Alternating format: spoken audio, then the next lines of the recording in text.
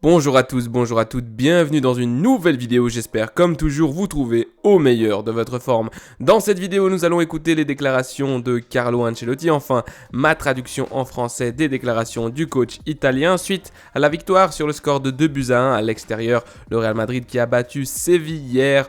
On écoute, let's go.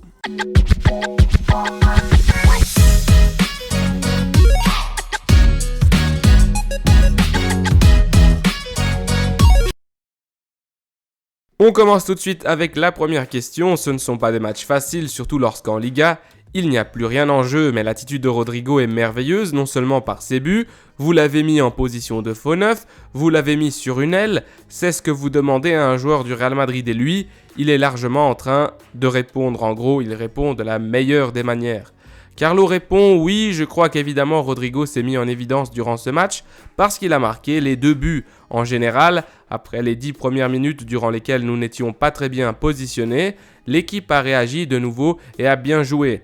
Elle a démontré de la confiance, elle a fait un match sérieux, avec évidemment un Rodrigo qui s'est démarqué dans cette position de numéro 9. Je crois qu'il peut jouer comme avant-centre, nous devons tenir en compte qu'il a des caractéristiques différentes, mais la vérité, c'est que si tu dribbles au centre de la surface, c'est plus facile de marquer un but que de marquer depuis les côtés. Car depuis les côtés, tu dois d'abord entrer, dribbler. C'est peut-être plus facile de délivrer une passe décisive quand tu joues depuis l'aile, mais quand tu joues comme avant-centre et avec la qualité qu'il a, c'est plus facile de se procurer des opportunités. C'est vrai que dans les duels aériens, il n'a pas la structure pour disputer ce genre d'action. C'est un joueur d'une qualité immense, aussi comme avant-centre. Nous enchaînons avec la deuxième question. J'imagine que vous valorisez énormément le fait d'avoir enchaîné 2 victoires après la défaite à Manchester et tout ce qui s'est produit au Mestalla à Valence. Il s'agit d'un renforcement très important après des moments si délicats. Carlo répond « Oui, c'est difficile de trouver cette motivation dans ce type de match. Nous avons essayé, heureusement. Maintenant, nous pourrons nous reposer quelques jours. On aura le temps pour bien préparer le prochain match. Je dois valoriser que l'ambiance dans le stade, c'était une bonne ambiance. Ils ont sifflé Ceballos, mais je n'ai pas entendu d'insultes, donc nous sommes dans un bon chemin. Je dois féliciter les supporters qui évidemment soutiennent leur équipe. Ils ont sifflé nos joueurs, mais ça, c'est absolument normal et espérons qu'on pourra répéter ce type d'ambiance. C'est quelque chose de bien pour le football. Félicitations aux supporters de Séville. On y va pour la question numéro 3. Bonjour, pouvez-vous nous dire ce que vous avez dit à l'oreille de Rodrigo? Je crois que vous lui avez dit quelque chose lorsque vous avez effectué le changement. On a vu un geste de complicité. Carlo répond oui. Lui, il voulait rester sur le terrain pour essayer de marquer un hat-trick, en gros 3 buts. Je lui ai dit, écoute, nous avons des objectifs très distincts. Toi, tu veux marquer et moi, je ne veux pas encaisser de buts. Alors, on a terminé le match avec 4 défenseurs centraux et 5 joueurs pour éviter des problèmes et les dernières minutes, nous nous sommes très bien gérés. Question numéro 4, j'aimerais vous questionner au sujet d'Alvaro Rodriguez. Ça fait longtemps depuis qu'il a marqué à l'Atleti, il a eu du mal à revenir dans une dynamique d'équipe première. Aujourd'hui, il est revenu, il a pu à nouveau jouer, surtout en vue de la saison prochaine, que peut apporter ce joueur-là? Carlo répond, c'est un jeune joueur qui a de la qualité. La vérité, c'est qu'il a eu une baisse de rendement les derniers temps quand il a joué avec le Castilla, en gros le Real Madrid B. Il n'a pas toujours montré son meilleur niveau. Nous avions besoin aujourd'hui de lui. Je crois que pour le futur, évidemment, nous en tiendrons compte aussi. Comme il est très jeune, il a beaucoup de marge pour s'améliorer. Nous arrivons à la question numéro 5. Après cette semaine qui commence au Mestalla avec l'épisode raciste contre Vinicius, après on a eu l'hommage au Santiago Bernabéu et aujourd'hui au Sanchez-Pizjuán, j'aimerais vous demander que retenez-vous? Quelle est la note positive de tout ça? Carlo répond, je crois que cette semaine il s'est passé quelque chose. L'ambiance est en train de changer comme j'ai dit avant. Aujourd'hui ça a été un bon signe. Les gens commencent à comprendre ce qu'ils doivent faire dans un stade et ce qu'ils ne doivent pas faire.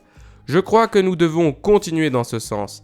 Et en ce qui concerne Vinicius, il aura maintenant, comme tous les autres joueurs, 3 jours de repos. On verra s'il pourra disputer le dernier match.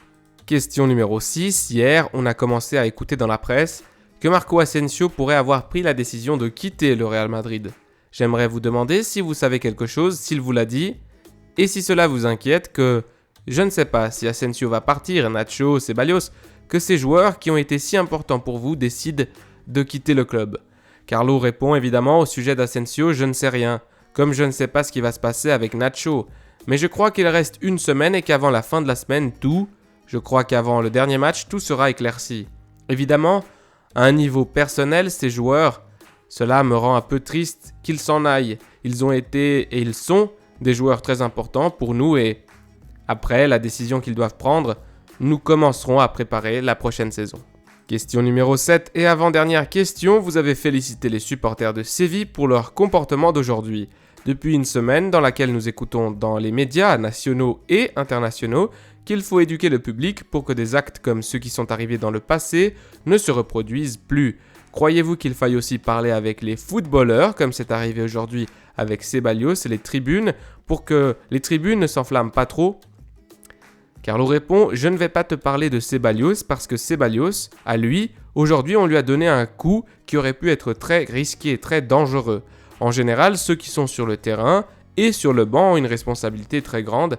Évidemment, le fair play est très très important. » Question numéro 8 et dernière question de cette conférence post-game.